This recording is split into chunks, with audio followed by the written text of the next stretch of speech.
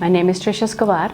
I am the director of the César Chávez Cultural Center, and I have been here since 1992. So I've just finished my 26th year and started my 27th year in January of 2019.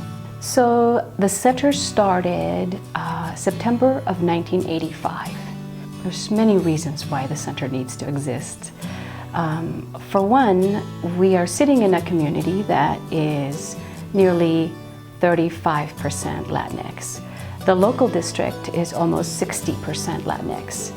So it is imperative that we educate the Latinx community that is up and coming. Also, the center exists to support the Latinx population on campus.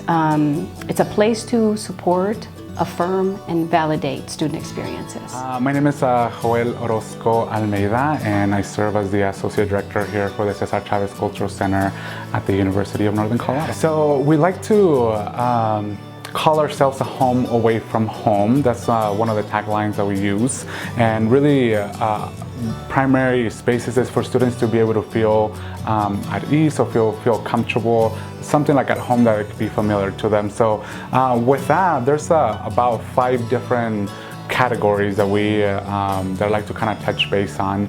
So the first one would be staff dedicated to supporting students' access, and the way that looks like it would be, for example, we have 2 graduate assistants who help us out with different types of efforts. Like one of them, we have one that is specifically doing academic programming, where she serves as an academic interventionist. So if students are maybe struggling with learning a little bit more about how to have better time management skills, if you will, we can offer to have some one-on-ones with her. UNC has an enrollment of 20.8% for undergraduate students and 10.1% for graduate students.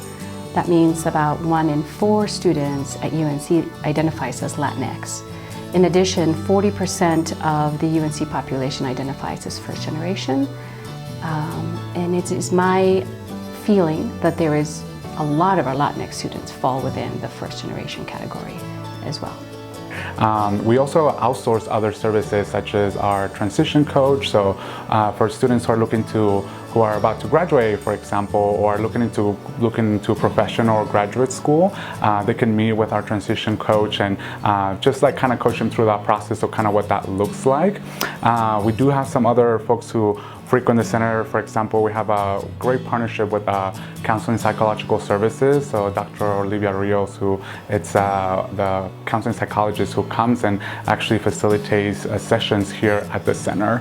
So first generation students have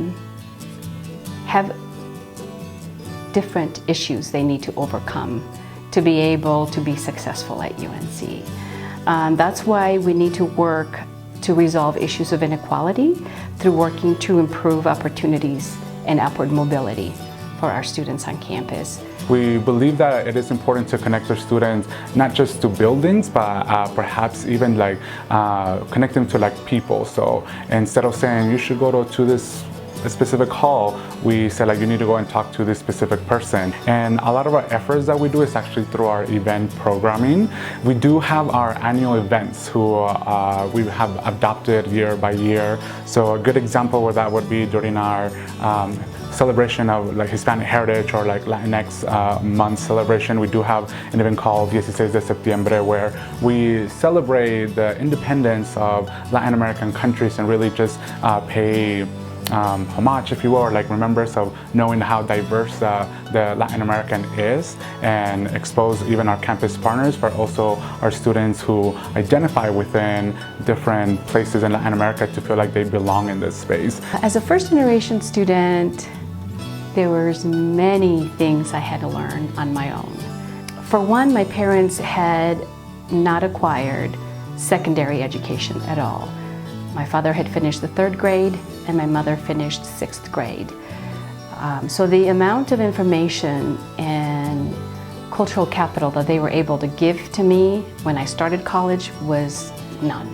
Well, another great piece is we know that social engagement or the opportunity for students to feel that they belong on campus is important, and we have great partnerships not only with other cultural and resources centers that we have here on campus, that we can connect with students as we understand that perhaps their Latin identity is one of their salient identities, but it's not the only one, and it's important for us to recognize that students holistically, if you will, and be able to connect them with other resources on campus that they can also benefit. And the last one is we believe that it is important for students to find a space where they can call home, and oftentimes just providing that one space where maybe you can come here and cook a meal, or perhaps you want to utilize a computer lab. We do have that service, or just overall a meeting space where you want to host maybe an event and be able to find some like-minded folks that believe in values that you also hold truth. It's something that is embraced in this space. My favorite memory of the César Chávez Cultural Center is the very first time I came in for Éxito Latino. I walked in and there was about 5 to 10 people just in line waiting for me and the rest of the people that came in, waiting for us, greeting us, just saying hi, being friendly to everybody, and just making us feel welcome. My favorite thing about the center is just how it feels like a house, it feels like a home. There's a lot of students that come in here, there's food all the time. You get to use the computers if you need to do homework, and then you could just come here to chill, watch TV, whatever. A memorable story I had with the center that they helped me out with was when I was having some roommate troubles. It was just not a good fit, but they helped me get out of that situation and get into a better space for myself. I think people should start coming to the center more because, like I said, I think it's a family. If you feel like you're not connecting to campus, I think the cultural centers are definitely a place to start looking into. Like I said, I found a family here. I found more than a family. I found friends. I found support. I know that my grades get better because I come here and I study, and there's writing tutors, there's math tutors, there's clubs and orgs that connect back to the center, and I know that I wouldn't be as involved as I am if it wasn't for the center. I advise people to come to the César Chávez Culture Center because it's inclusive to everyone. You don't have to identify as Latinx. You can come in, you can do homework, you can hang out, you can meet new people. Everyone's pretty approachable, so it's a really good place to be. My favorite story is when I first came in, the person that greeted me, his name is John, and the first thing he told me was, "Welcome home."